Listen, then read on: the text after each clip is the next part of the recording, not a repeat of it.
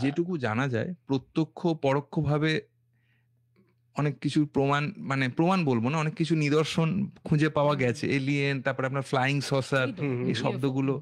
হ্যাঁ, কিন্তু এখনো মানে একেবারে মানে এমন কোনো প্রমাণ যাতে ওটাকে মানে বৈজ্ঞানিকদের একদম আওতার মধ্যে যে এই প্রমাণ সুতরাং এটা এলিয়েন, এই হুম। সোজা ভাষায় এখনো পৌঁছয়নি। এই সেই যে জন্যে আমরা, বা সেইভাবে কিছু পাওয়া যায়নি। সেইজন্য আমরা ওটাকে এখনই আপনাকে এই যে দাবি এলিয়েনই পাওয়া গেছে এরকম হুম, না। কিন্তু কুচকাচ নানান উদাহরণ আমরা বিভিন্ন সময় শুনেছি।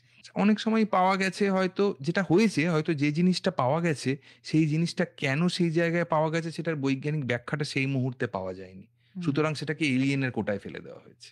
বা কিছু একটা হয়তো পাওয়া গেছে মহাকাশযানের মতো বা কিছু, সেটা হয়তো সেই মুহূর্তে বোঝা যায়নি যে ওটা কি করে বা কার জিনিস, কোথাকার। সেইজন্য সেটাকে এলিয়েনের খাতায় ফেলে দিয়ে বলা হয়েছে যে ঠিক আছে, তার মানে এটা মানে বোঝা যাচ্ছে না, তার মানে মানুষের সম্পত্তি নয়, তার মানে কোনো এলিয়েনের সম্পত্তি। এইভাবে বলা হয়েছে।